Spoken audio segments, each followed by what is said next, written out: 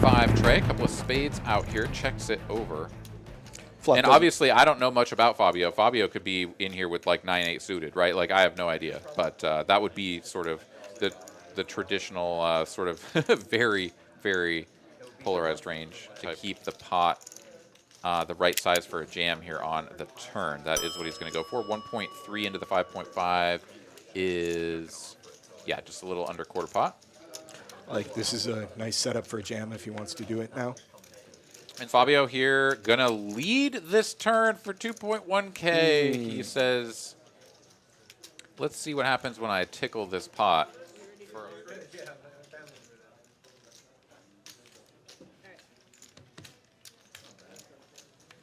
All right. 7 of spades here on the end does complete the front door spades. I mean, yeah, I wouldn't say that he blocks it necessarily. He blocks ace king. He blocks ace but king, just not the that's ace what I king mean. of spades. Yeah. And regular old ace king is just not really probably going down this road. Fabio here is going to go all in, and Sparks, you know, he's going to count out his crumbs. He's going to have to It feels call. like aces now. Yeah, he has to make the call. It is Oh, queens, queens. and so Sparks is going to get the max value. I know exactly what that feels like. We've all been in that spot before, and it's just the time stops for a second. You're like, all right, all right. Yeah. And really well played there by both players. We've got another 4-bet pot here on the very next hand. Fabio running into another spot right off the bat. And he's probably asking himself inside, am I just going to get stacked like back-to-back hands here? Is going to complete, makes the bet of 1K into the middle. Noah here, the aggressor this time. I like this play along with Fabio. Indeed. Yeah, Fabio in some tough spots is going to find a very nice flop for his hand. However, we don't know what Noah has, so don't know exactly where Fabio's at. He could be up a creek without a paddle, or maybe just half a paddle. No one can tell. They've done a bunch of studies on like blind. Oh my good lord. Okay, so Fabio here going to check it over. We've done the blind study. Noah in position. Going to go ahead and put out a bet here. 2.1K in the middle. He's going to make it 500, so 1/5 pot size bet as a nice little bet. Fabio gonna go for the check jam. Ooh. And Noah's gonna turn over queens, and Fabio is just absolutely dead. Toast. I guess he could have run out aces. Ace would have won him the pot, but that was not to be, as that is disturbing. Fabio had 11.8K in his stack 2 hands ago, and now he has 0. It's got jacks. Sure does. Couple of Judies in the big blind facing this open from Pierre is going to drop in the 3-bet, and Pierre says, okay, I've seen this show before, and on the button I can definitely call with King 8 suited. I haven't been drinking in a while. Heads up to a flop, and what do you know? Gutter, 2 overs, and a heart flush draw. Pierre actually has a majority of the equity on this board. Somebody is getting paid on this hand. Well, we'll see how things develop, because Pierre, with this combo draw, he can go for the check raise. Sorry, this is just going to be a raise in position if he goes for it. He can also just flat and realize his position, realize his equity in position. He is going to go for the raise here, and yeah, I think the strongest players are going to take all of their combo draws and be like, nah, it's time to give him the business, because I can get him to fold ace high, and then I just win with king high. And if he actually has a hand, so be it. Let's build the pot, and I'll probably drill it by the time this hand is over. Does go for the raise, 600 now for Matt.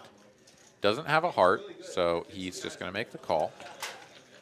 Has he got 12 outs here? So 9 hearts, 3 sixes. Yeah.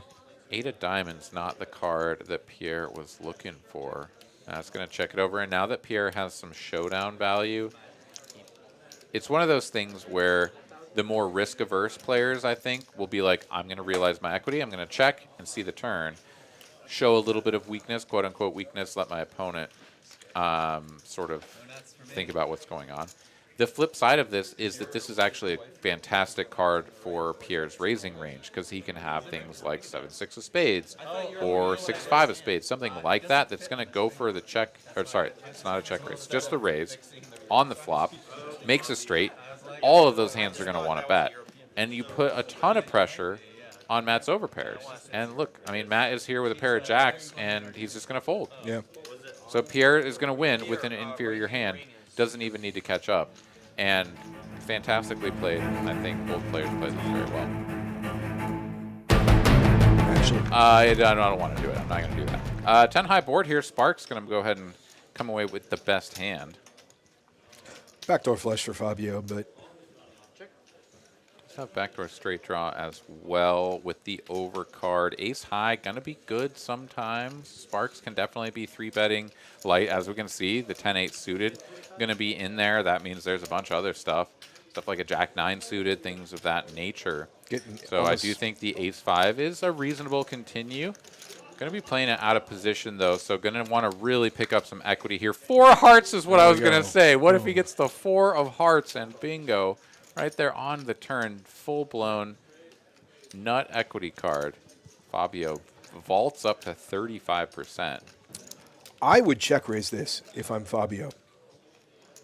If he bets, I would check raise this.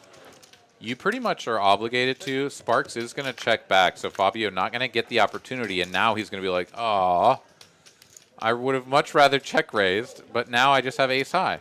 And what do I do now?" When your opponent checks back, sometimes your ace high is just good, but can you really check and call a bluff? Ugh, you probably just can't. So you check it over, and you hope that he just knuckles back a jack high, and you just take down this 1K pot.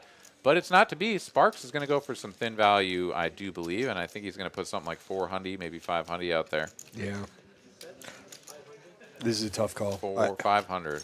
Yeah. 3-1, but still, I would not make this call. Even though it's the correct decision here, in general. I don't know that it is necessarily. I mean, ace high here would be a losing. Seeing the cards, it's a correct decision not to call, is what I'm getting at. Sure. Yeah. Yeah, he's going to go for the raise, the check raise. I like where this is going. The problem here is that I am not sure if Fabio can represent a credible hand here. Look at the look on Sparks' face. He's like, wait, what? How do you have something that check raises me? Do you have a set? Do you have... You don't have 5-7. Maybe 6s? No, Fabio has... This is like a good queen. This is only a good river queen. And if it's only a good queen, then Sparks just has to call. And I think Sparks is going to call. He's definitely not understanding this line. And I think if Fabio had been given the ability to sort of stand back, take a little distance from the hand and be like, and then what if you did this? Like, he's just not going to believe you. And he doesn't believe him. He makes the call. Fabio says ace high, and pair of tens is good. Yeah, it's just not a credible line. That's the problem. But, like, just the concept is just, like, just so cool. Just so cool. Avishai here has found a couple of queens. He's going to rip it all in. This is a large jam, but he is going to get called. Not by Fabio with the 4-3, but by Noah with the jack-jack. It's a couple of Judys versus a couple of ladies. And Avishai looking to hold here. Needs to dodge a Judy. He does on this flop. Fade a jack, buddy. Ace of clubs is going to be a little bit of a scare card. However, he is still ahead. Another ace on the end will soften the blow a little bit. We're going to run this twice. Queens will be good the first run out. He's going to turn him over now and be like, okay, I'm probably good. If you do have ace-king, then I'm drawing really good on this next board because 2 of the aces are gone. He is going to fade a jack so far, and 1 jack to come here on the end. Will it come? No, it will not. It's just the king of diamonds. A couple of ladies aren't going to get the job done.